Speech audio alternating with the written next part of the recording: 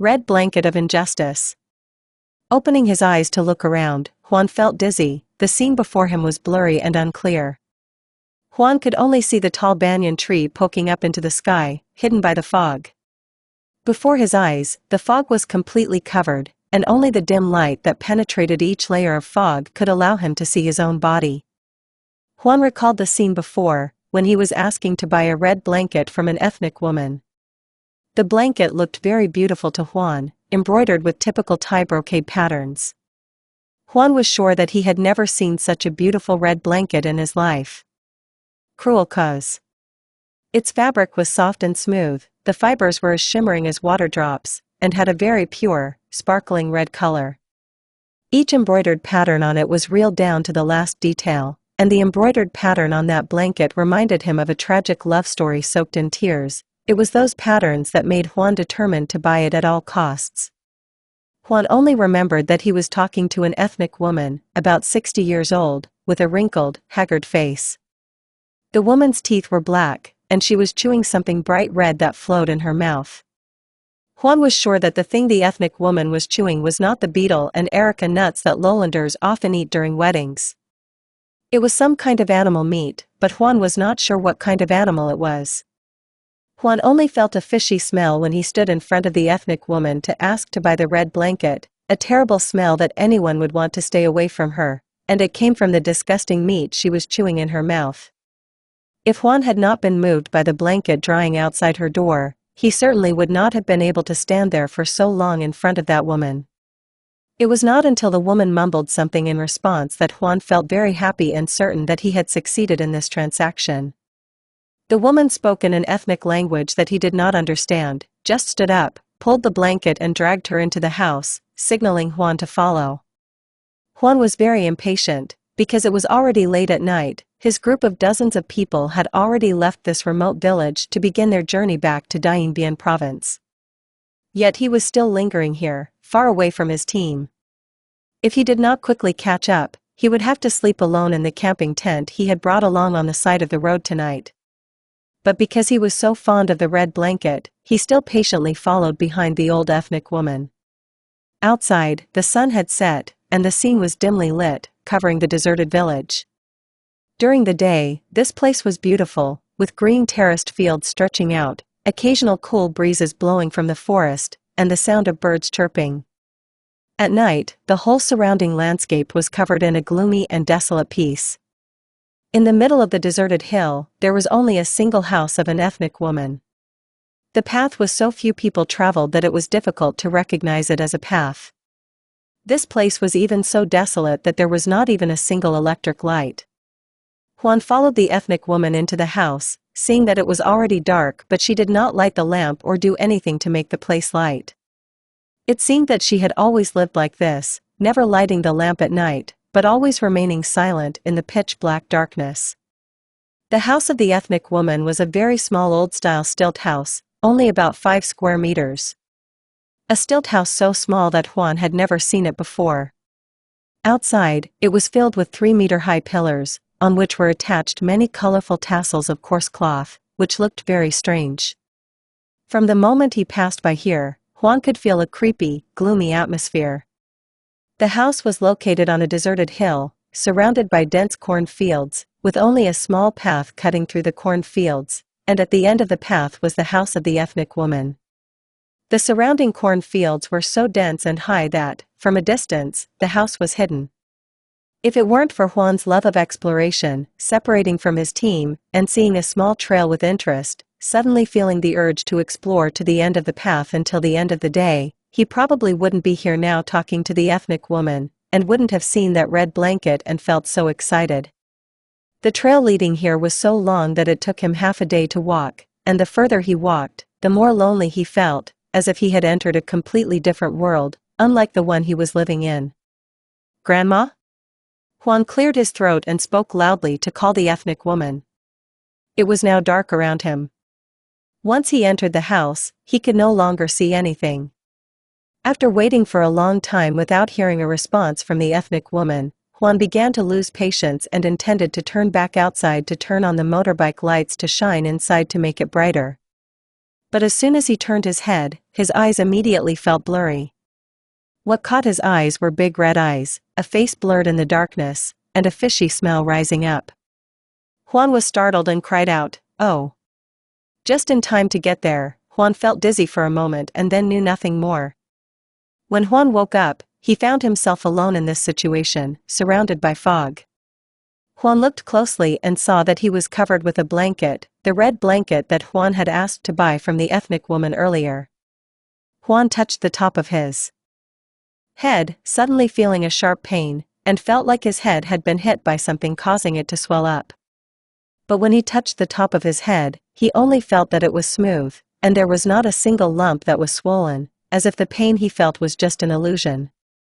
Juan stood up unsteadily, looking at the red blanket in his arms. Although he felt pain, he still couldn't help but feel happy, because he finally owned it according to his wish. Juan touched the red blanket, stroked it gently and covered his face. He only felt the softness and extreme satisfaction. The blanket was as soft as flesh, so soft that it felt like he was pressing his face against the chest of some woman. Juan did not care about the strange feeling that this blanket brought, and did not feel any difference, just a familiarity. The feeling that the red blanket brought was not like any other ordinary blanket, only roughness. But the feeling it brought was like the smooth, soft, elastic breasts of a passionate young woman, passionately pressing against Juan's face. Juan held the blanket in his hand, looking at it intently. This red blanket was about 2 meters long and 8 meters wide, made of excellent fabric that no modern fabric manufacturing technology could compare to. Its light fragrance, like the fragrance of a young girl, moved Juan's heart. Juan took a deep breath and suddenly remembered that he had to return to Nam Han Town soon. Juan didn't know how long he had been unconscious, he only knew that when he lost consciousness, it was already dark, and now the surrounding scene was a bit brighter. Juan must have been unconscious for at least one night. The fog obscured his vision, and Juan had nothing on him except an empty backpack and some dry food. He chose a random direction, hoping to get out of the fog and find a path out of this place. At first, Juan did not feel any anxiety or fear at all. Because he had the strong belief of enthusiastic young people, that there was no place that was not the way. He fainted and appeared in this place, proving that the ethnic woman had brought him here, so there must be a way for her to return. The only thing that made Juan wonder was why the ethnic woman made Juan unconscious and left him in this place, and moreover, she brought the red blanket that he had asked to buy and placed it on him. It showed that she was worried that the weather here was cold, so she brought this blanket to keep Juan warm, but as for the purpose of why she did that, Juan had no idea. The last thing Juan saw was a pair of wide-open, terrifying eyes and a foul-smelling mouth that was leaking a red, foul-smelling liquid. That terrifying face appeared just as Juan passed out, and Juan could somewhat guess that the face belonged to none other than the ethnic woman he had asked to buy the red blanket from. But now, the more Juan walked, the more he felt like he had entered a deep forest. The fog gradually cleared, he realized that he had arrived at a hellish place. A place not for humans but only for the realm of demons. A pool of bright red blood with flecks of blood accumulating into a long, sticky trail, it looked like the saliva of some sort.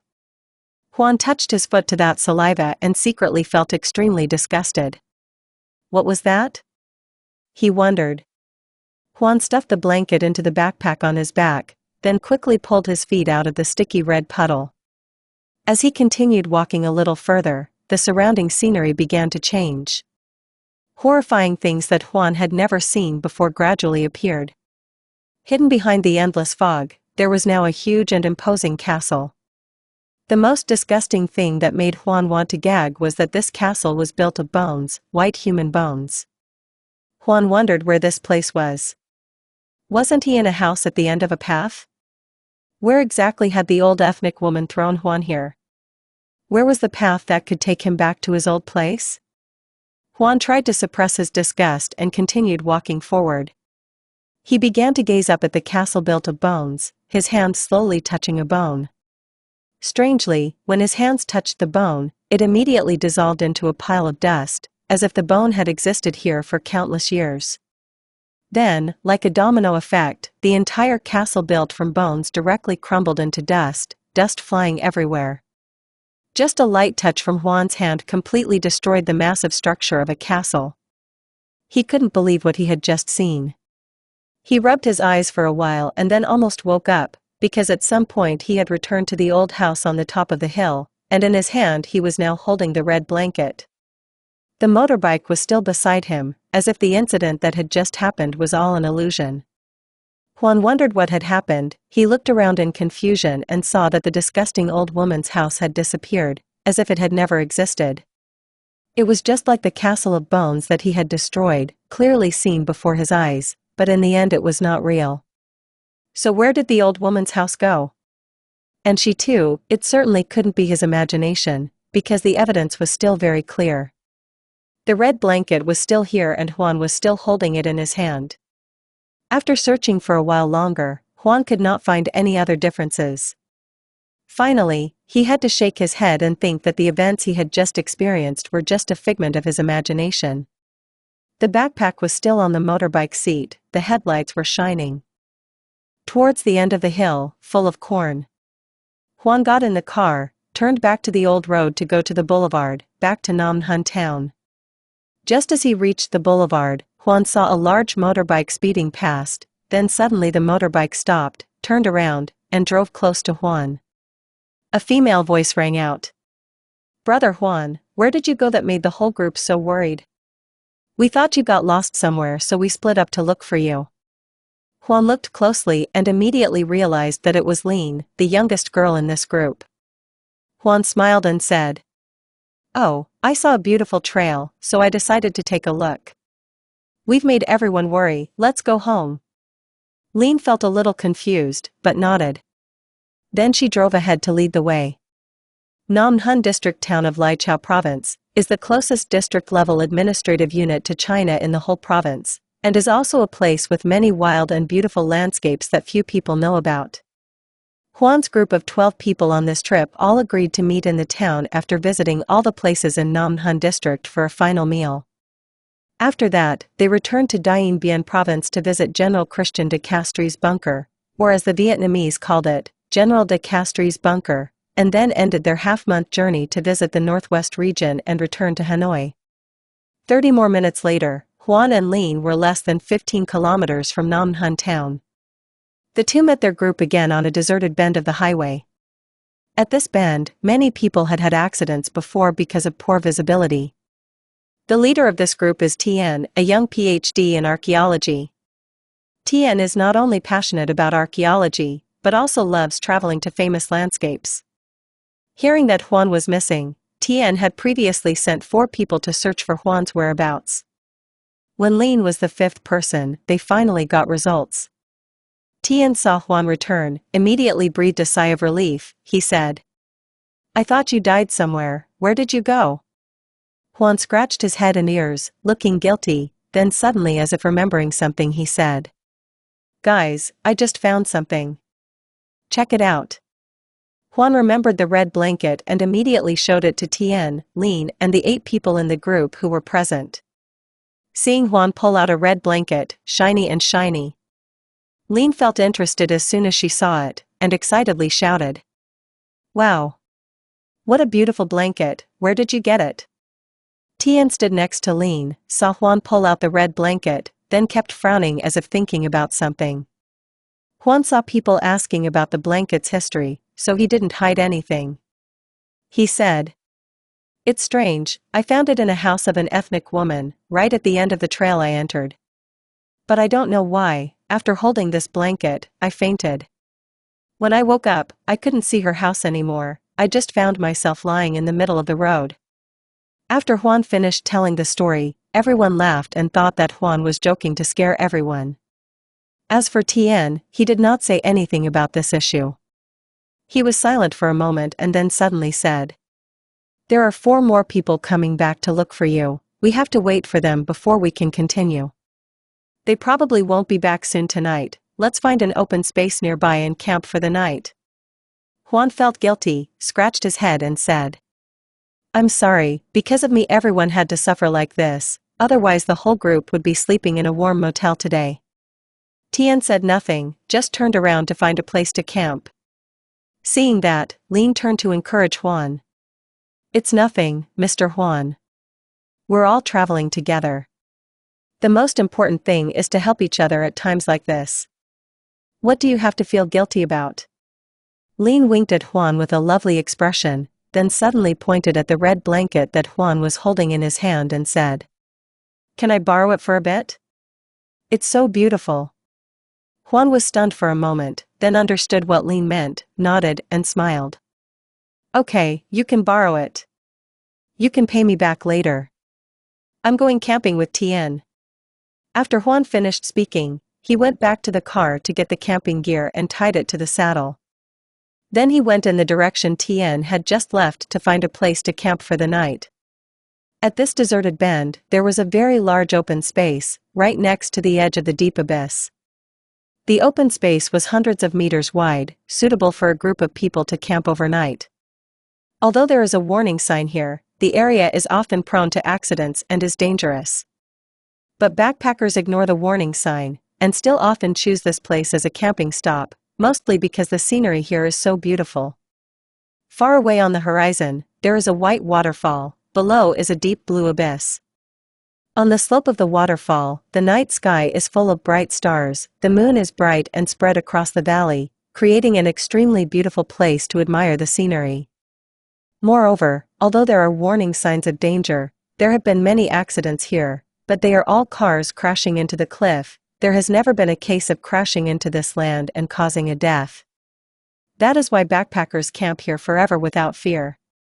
Lin received the red blanket from Huan's hand, pressed it close to her face and closed her eyes to enjoy it. Lin loved this blanket so much. She thought about it over and over again, then suddenly had the idea of buying this blanket. From Huan. Waiting for Huan and Tian to finish camping, Lin approached Huan and whispered in his ear. "Mr. Huan, this blanket is so beautiful, why don't you leave it to me? I'll buy it for any amount of money." Huan looked at Lin and smiled. "You're just kidding, there's nothing wrong with this blanket that you like it so much." Lin stopped laughing and said firmly, "Mr. Huan, I'm telling the truth, I really like this blanket, why don't you sell it to me?" Huan was a little stunned, he didn't think Lin would really think that. But Lin liked that blanket, Huan also liked it very much, he had to try very hard to get it. At least in his imagination, it was true. Huan had never thought of selling this blanket to anyone, but now Lin was offering to buy it, making Huan very embarrassed. While he was confused and didn't know how to answer, there was the sound of a motorbike engine revving loudly. A man with a bushy beard appeared at the end of the deserted road. Everyone in the group immediately guessed who it was as soon as they saw him. That was Hung, the first person Tian sent to find Huan. Seeing Huan had returned, his car parked in the empty lot, Hung breathed a sigh of relief. Getting out of the car, he went to Huan and jokingly said, "Little brother, you made me go around this avenue several times. There's no phone signal, I was afraid you'd die somewhere." Hearing Hung laughing and talking like that, Huan scratched his head and said with a smile, "I'm sorry, because of me everyone suffers so much." Hung laughed and said, not thinking it was right, "You consider me an outsider again." Then suddenly Hung turned to look at Lin and saw her hugging the red blanket tightly. He found it strange and asked, "Lin, why are you hugging that blanket so tightly? Where did you get it? I've never seen it before. Can you show it to me?" Hung reached out to Lin, suddenly wanting to borrow the blanket. Lin was a bit stunned, but timidly handed the blanket to Hung. While handing the blanket over, she also felt a bit reluctant. Huan saw Hung wondering and immediately explained, "It's because of this blanket that I've made everyone suffer like this. I found it on a trail, in a house of an ethnic woman." Hung took the blanket from Lin's hand, heard Huan's explanation and nodded, saying, "Yes, this blanket is really nice. I've never been interested in flashy things like this, let alone bedding. But this blanket is so nice, I'm sure my wife at home will love it. Why don't you leave it to me?" Hung held the blanket, rubbing it back and forth, praising it. Lean was suddenly stunned. She quickly spoke repeatedly to explain herself as if she was afraid Hung would take her blanket away. "Hey Hung, I'm trying to buy this blanket from Juan first, no way." Hung rubbed the blanket in his hand. The more he rubbed it, the more he felt the smooth fabric and liked it more and more. He clicked his tongue and said, "Oh my God, it's still Juan's stuff. Whoever Juan sells it to will buy it. And my family doesn't lack blankets. Women are the lords of things. Let me buy it for my wife to use. Juan alone probably doesn't need it, because it's so colorful." Juan saw the two people fighting back and forth, and he couldn't help but smile bitterly, not knowing what to say. After waiting a while, the remaining 3 people who were sent to find Juan returned. They also followed Hung's footsteps. Having just returned, they were drawn to the blanket's charm. It was like a magic power. In the end, no one fought to buy the blanket, and Juan did not agree to sell it. So everyone was angry and returned to their tents, still angry with each other and not saying a word to each other. Tien was the leader of the group, and had to step in several times to mediate before things could calm down. However, everyone was staring at each other with an annoyed expression, and most of all, their eyes were greedily focused on the red blanket in Juan's hand. The night spread across the mountain range, the beautiful scenery swept across the beautiful land. But in the group, most of them were no longer in the mood to enjoy the beautiful scenery and travel. Everyone's mental state seemed to have changed drastically since the red blanket appeared. It was the center of all the trouble. That night was a long, bloody night. After finishing a quick dinner, everyone returned to their own tents. Some people secretly went to see Juan, asking to secretly discuss buying the blanket to steal it from someone else. The greedy and calculating souls began to rise, and Juan, who was in the middle, always had to suffer. The person who came was Tone, a young engineer 2 years younger than Juan. After Tone had a quick dinner, he sneaked from his tent to Juan's tent to chat. Tone sat at the edge of the tent, asking Juan to lend him a red blanket to cover himself with to keep warm. Tone is only 24 years old this year, has no wife or children, and is still single. Tone always wants to have someone to accompany him and spend the rest of his life with. When Tone touches the red blanket, he always feels like he is touching the skin of a woman, hard to resist.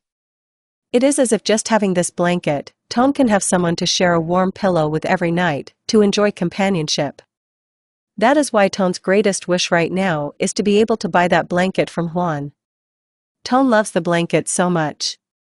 Tone covered himself with the blanket, rubbing it constantly, and at first he talked evenly in a way to deal with Juan. But in the end, Tone only focused on rubbing and fondling the blanket as if he was fondling a woman, not paying any attention to Juan anymore. Seeing Tone still hugging the blanket tightly, and about to stand up and go back to his tent, Juan immediately asked for the blanket back. "Yes, when you go back, can I have the blanket back?" Tone was absent-mindedly looking at the blanket like a lost soul, suddenly woke up, appeared a bit guilty but still regretfully said, "Why don't you lend it to me tonight and I'll bring it back to you later?" Juan shook his head and said with a smile, "You're joking, give me the blanket so I can go to sleep." Tone refused to give it to him, causing Juan to blush and stand up to snatch it back. At first, the two of them were still politely exchanging words, but in the end, Juan got so angry that he started yelling at Tone. The two started arguing, which caught the attention of the whole group. Khan was the first to run over. Seeing Tone struggling with Juan for the blanket, he shouted loudly, "Tone, let go of the blanket and give it back to Juan." "What are you doing, acting like a robber?" Tone said in a chattering voice. "I only borrowed it from him for one night, but he wouldn't let me borrow it, and even yelled at me. I definitely won't give it back, let's see what he can do to me." Juan also loudly cursed back. "Damn it. I've been gentle with you so many times and you don't know what's wrong. If you don't know shame, then let me punch you so you know what shame is." Juan rushed forward and delivered a punch that fell like a thunderbolt to Tone's head. Tone was angry, so he threw the blanket aside and jumped into the fight with Juan, punching him repeatedly. The whole group was in chaos, some people were shouting and cheering, others were jumping in to stop them. In a time when the house is on fire, the rats come out, so it's not strange that there are people stealing things. After Juan and Tone finished fighting, they gradually calmed down and made peace with each other. But when Juan returned to the tent, he saw that the red blanket had disappeared. He asked everywhere but no one admitted that they had taken it. Tone had just been punched in the face by Juan, so he definitely wasn't the one who took it. Juan was very upset that someone had stolen it. Everyone in the group also began to suspect each other. Especially those who had intended to buy the blanket from Juan felt even more regretful and turned to question each other. First, Hung found Lean and said, "Lean, tell me the truth, did you steal his blanket while Tone and Juan were fighting? You're the one who likes that blanket the most, if not you then no one else." Lean was angry and said sourly, "Hung, what are you talking about? Who are you calling a thief? I think you are the one. Look at you, you have a beard and look like a thief. You are a man, you are so strong, while two people were fighting, you rushed in and stole the blanket, right? Tell me the truth, don't scream and steal at the same time." Hung glared angrily, he had always hated people saying he looked like a thief. Because his appearance was innate and could not be changed, and one's personality could not be determined by his appearance. But Lean said Hung was a thief, and had the appearance of a robber, which made Hung feel even angrier, like oil was poured on a fire. Pop! Hung rushed forward, grabbed Lean's hair and slapped her on the cheek like a thunderbolt. At the same time, Khan also aggressively searched the entire camp for traces of the red blanket but found none. Khan was angry, turned back to Juan and said loudly, "Juan, is it true that you hid that blanket so that people wouldn't ask to buy it anymore? Is that how you do it? You're making everyone lose unity because you suspect each other of stealing. I've searched all of them, but I haven't been to your tent yet. So it must be in there." Hearing Khan say that, Juan was sad because he had lost his blanket. He was so angry that he rushed out, grabbed Khan's neck, punched him in the face, and kept shouting, "Damn, I still have that blanket, so there's no need to say that. It's mine, I can sell it to whoever I want, what if I don't? What does it have to do with me hiding it?" Seeing the whole group in chaos, just because of a blanket. As the leader, he had to rush in to stop each group. First was Hung's argument with Lean. Tien had to stop this argument as soon as possible. Because Hung had beaten Lean until she was covered in blood, her hair was falling out. Then it was Juan's turn to intervene for a while, because Juan had also beaten Khan until he was unconscious. It was not until midnight that things finally calmed down. Everyone felt resentful and went into their tents to sleep. But it didn't stop there, right at midnight. A terrifying howl rang out, a horrifying scream like someone choking on water. Everyone woke up to see Lean crawling out of Hung's tent, her face covered in blood. She was holding a red blanket tightly in her arms and screaming, "He took it, I found it in his tent. The bastard, he deserved to die like that." Lean finished speaking and looked around in panic, then she seemed afraid that someone would snatch her blanket. So she rushed out, jumped on her motorbike, and sped away with the red blanket. Khan and Tone shouted at the same time, "Damn, that woman just killed someone and then took the blanket and ran away. I had to chase after her to get it back." Then both of them got in their cars and chased after Lean. The rest of the group were stunned by Hung's horrific death and Lean's brutal actions over a small conflict. No one expected that so many things could happen over a blanket. Everyone entered Hung's tent and saw that his throat had been cut and blood was flowing everywhere. His beard was covered with saliva, because before he died, he had choked and vomited a mixture of saliva and blood. Hung's two scary eyes widened in horror because he did not expect Lean to do such a thing to him. Not long after everyone pulled Hung's body out of the tent, hoping to find some way to treat him, a loud explosion rang out, drawing the entire group's attention in that direction. On the other side of the road, looking through the gap of the cliff edge, a motorbike was burning fiercely, accompanied by a terrifying scream in the night. A person flew out of the motorbike and fell into the cliff. Then, after a while, everyone saw the motorbike lights at the end of the curve again. Khan, exhausted, with disheveled hair, drove back, clutching the red blanket tightly in his arms. He stopped the car, parked it somewhere, and walked towards the empty lot. Standing in the middle of the avenue, he suddenly stopped and shouted loudly to everyone about his victory. He said, "Damn it, that woman forced Tone to death, forcing him to jump off the cliff. I chased after her until I got the blanket back, but she escaped. She won't escape her fate in prison." Khan finished speaking and then laughed happily, extremely complacently tossing the blanket and then calmly walking towards the empty land. But at that moment, from the top of the curve, suddenly appeared a truck going at very high speed in the night. Beep. The car horn suddenly sounded for a long time. The driver was startled and scared. He braked suddenly, but it was too late. Khan's whole body was suddenly run over by the truck. The truck's wheel crushed Khan's head, causing his brains to spray out. His head was crushed beyond recognition. Everyone was shocked and horrified because the incident happened so quickly. The accident happened just a few meters away from the warning sign. The red blanket was thrown aside, along with Khan's body lying under the wheel less than half a meter away. Each scream, each cry of horror and terror rang out, making everyone terrified. The truck horn continued to blare and could not be turned off. The truck driver himself was terrified because he did not know why there was a person standing in the middle of the highway at night. Because it was so dark, he had been careless and thought that there was no one on the road, so he drove quickly through here, but unexpectedly caused an accident. Every terrible disaster appeared since Huan brought this red blanket back. At this point, Tian could no longer keep quiet. He gathered everyone together and looked at Huan, analyzing and saying, "When I first saw the blanket, and added to your description of how you got it, I knew that it was very likely the blanket in the legendary document. I just didn't think it was true, because I only believed it was a legend, but I didn't expect." Huan had already run out to the avenue to get the red blanket back, and now he was holding the blanket tightly in his arms listening to Tian's explanation. Hearing Tian say this, many people were curious. A middle-aged woman named Hoa raised her voice and asked, "What do you mean, Uncle Tian? What is that legend? Can you tell me clearly?" Tian nodded and cleared his throat. "Of course. But before I tell you, I have a small request. Could you burn that blanket?" Huan shook his head, still hugging the blanket tightly, definitely not agreeing with Tian's way of doing things. Tian sighed helplessly, having no other choice. He told the whole story in detail.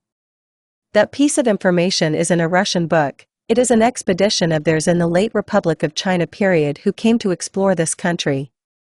And also discovered a similar blanket of a Miao woman in Yunnan. This expedition almost all died in the end. The only survivor told the story that he got lost in a world of demons. That world was described by the ancient Miao people as a demon dynasty. This dynasty existed parallel to the real world. Every 100 years a red blanket would appear, take human lives to swallow enough blood, causing the dynasty's gate to open. Then there was a war and enough bones were collected to build a castle of human bones. When this castle was built, the demon queen would be resurrected. That would be the end of a nation. This legend was told by the Miao people, and the true story was also confirmed by the expedition. That incident only made others laugh, making it a forgotten piece of information that few people considered true. Tian smacked his lips and said, "I never expected that something that only existed in the legends of the Miao people could appear before my eyes. That story is the deeper reason why the Miao people were destroyed and scattered across many countries. It was also because that female demon was resurrected once." After listening to Tian's story, Huan exclaimed, "Mr. Tian, if what you said is true, then I really saw that castle made of human bones." Tian suddenly panicked and stood up. He suddenly asked, "You said you've seen a castle made of human bones? Then it's not true." Tian's face gradually turned pale. Hoa immediately asked Tian, "What's up?" Tian said, "If he really saw a castle made of human bones, then the demon queen must have been resurrected. If that's the case, there will be quite a few deaths." But Huan laughed. "Brother Tian, don't be afraid.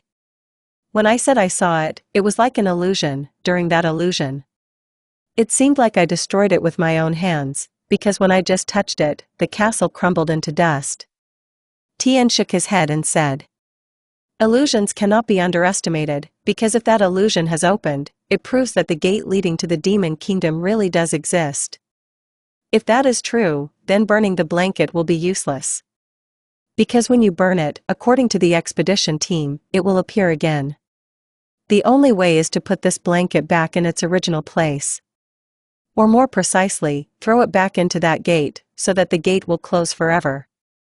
We must do this quickly, otherwise we will all die. Hugh, a young man in the group, suddenly spoke up and laughed. Oh, Uncle Tian, you're joking.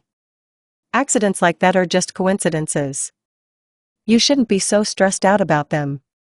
In my opinion, we need to report these things to the authorities first. Killing 3 people is not a simple matter. We also need to report to the police soon to arrest Lin. She's crazy. Who knows what other foolish actions she'll do. Hearing Hugh say that, Tian did not think it was right. He said, okay, if you don't believe me, then we'll split into 2 groups. One group will go to Namhan town to inform the authorities to come and handle the matter. The other group will follow me and Mr. Huan to the place where he found this blanket, and return it to its original place. Everything needs to be resolved quickly before dawn. Hearing Tian's analysis, more than half of the group agreed, and they divided the group into 2 groups. One group followed Hugh, the other group followed Tian. Tian's group consisted of Huan, Hoa and Duc. Hugh's group consisted of Luong, Tru, and Mia. The 2 groups split into 2, each choosing an opposite direction from the curve and driving straight. There were still about 3 hours until dawn. Everything had to be done quickly before dawn, and according to Tian, if the red blanket was not dealt with quickly, the death toll would continue to rise. According to Huan, they quickly found the trail where Huan had lost his way, after 30 minutes of walking. The small path was hidden behind a large eucalyptus tree. In the distance, one could see lush green corn fields. The night sky was dark, so the group could not see the corn fields clearly, they could only hear the rustling sound of the wind through the rows of corn. And the small trail goes deep into the remotest alleys of the most remote mountains. At first, there were still a few villages, but deeper inside, there were only a few sparse houses left, the only one on the hillside to guard the cornfields. Going deeper inside, there were only rickety, crooked watchtowers left, as if no one had lived in them for a long time. Finally, Tian's group found the end of the path. And just as Huan had described, at the end of the path there was indeed a tiny house that looked like a haunted house. The house was located right at the end of the path, and there was no other path behind it. The group stopped in front of the house. Tian parked his bike to one side, then turned to Huan and asked, "Are you sure you got this blanket here?"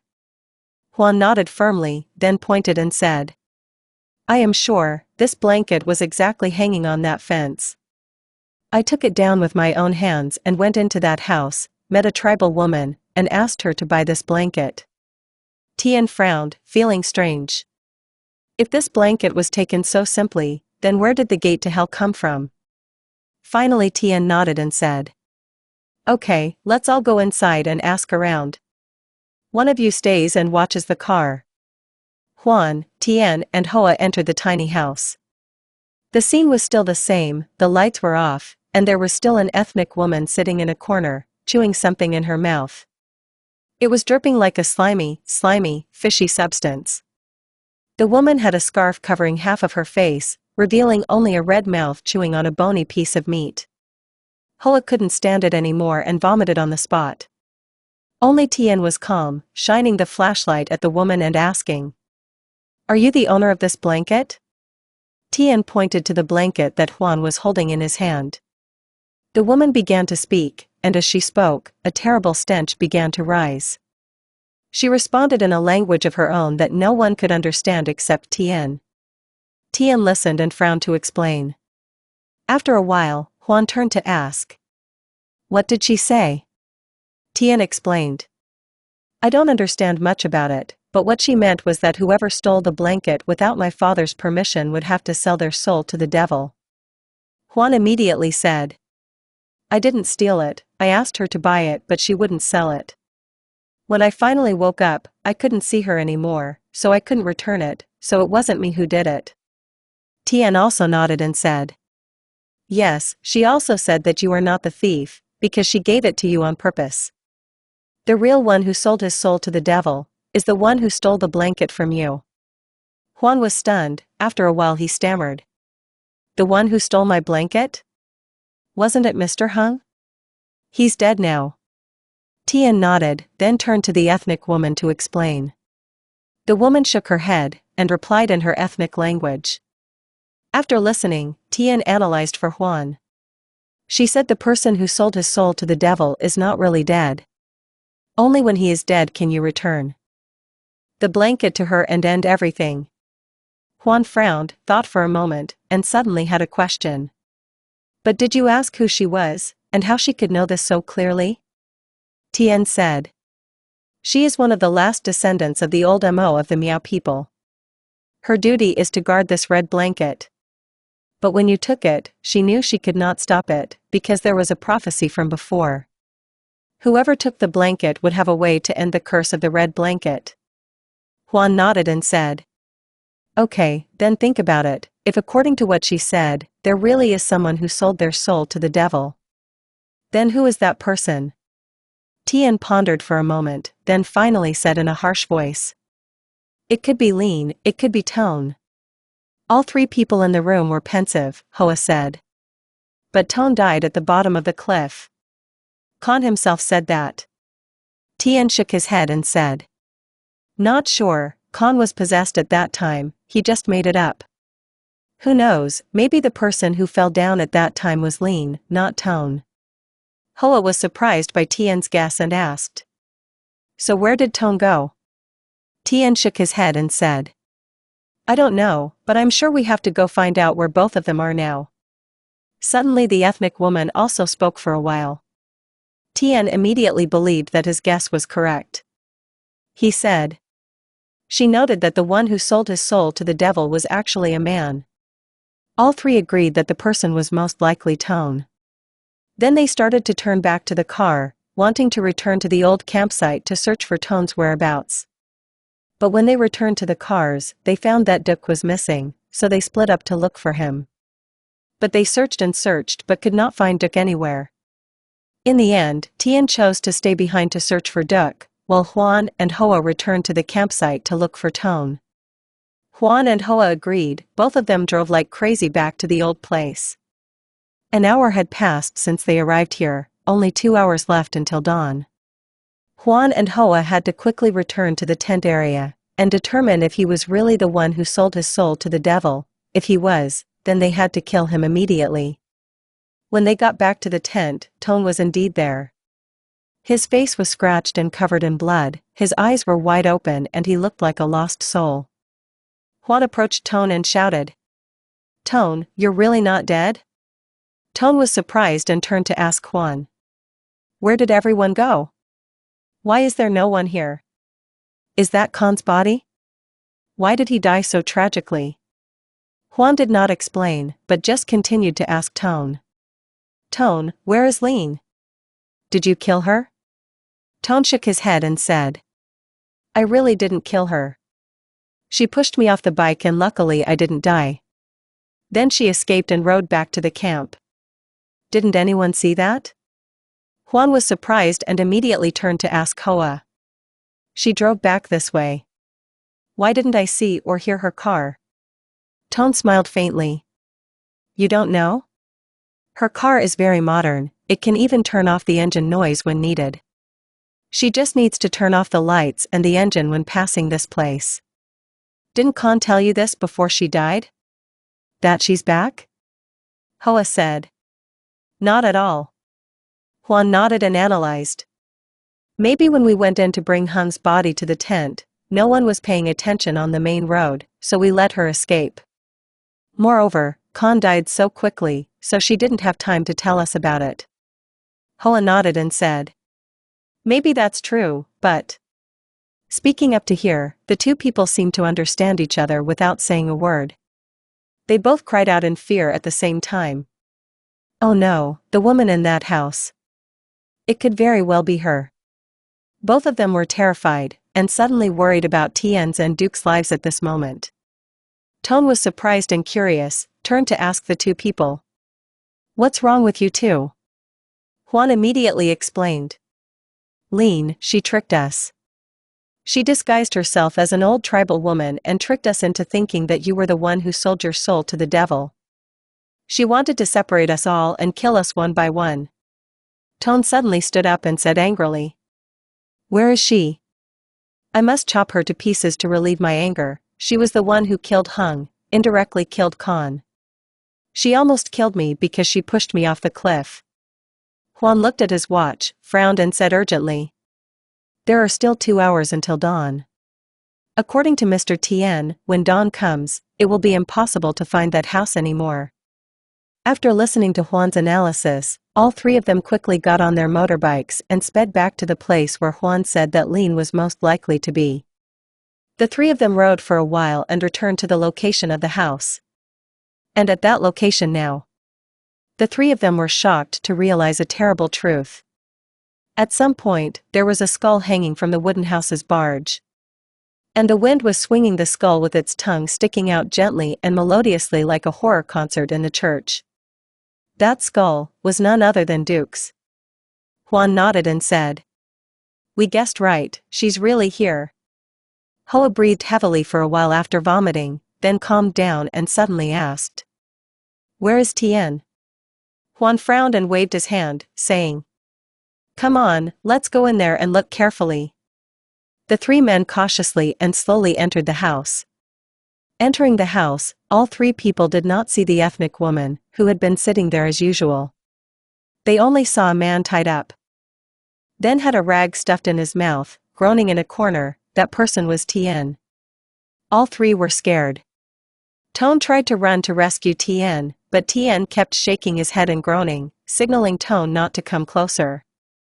Tone did not listen, still walking closer. Immediately after only 3 steps, Tone's whole body stiffened, standing like a stone in one place. Tone was dead. A wooden stake was driven through his head, and a wooden trap was placed under his feet. If he stepped on it, a wooden stake would be shot out through his head, and even if it deviated and went down, Tone would die. Duke tried to stop Tone, but Tone kept going and eventually took his own life. Khan. Suddenly there was a clear laugh in the night. Juan and Hoa simultaneously turned back to where the laughter came from. Juan discovered, behind the corn grove, the figure of a girl with loose hair, lurking, appearing and disappearing behind the corn plants. Hoa ignored that person's shadow. She turned to look at Tien and asked, "How can we save him? Can we get through now?" Tien kept nodding. Juan and Hoa guessed that there was no more danger, so they went over to untie and rescue Tien. After a while, the ropes that bound Tien were removed. He gasped for air, then spoke as if he had never spoken before. "That's Lean, she's not dead." Juan and Hoa nodded to show they understood. Juan asked, "So what should we do now? Kill her and that's it?" Tien said, "She is the key, just catch her, wrap the red blanket with her and burn it, right here. Then we can end this nightmare." Juan nodded, then suddenly asked curiously, "What did you do to let her catch you? And where is that ethnic woman? Was that woman her disguise?" Tien shook his head and said, "It's a long story. First we have to catch her."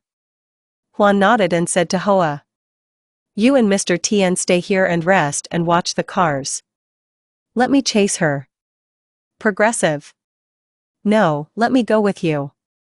Juan said, "I don't feel safe with Ms. Hoa here alone, let me go catch her." Having said that, Juan rushed outside to search the bushes. He followed the traces of fallen corn plants, and finally he saw Lean's shadow looming behind a clump of corn plants. Juan stalked like a tiger, waited a moment, then pounced firmly. His whole body collapsed towards that side, grabbing Lean and hugging her tightly. Lean struggled to run away.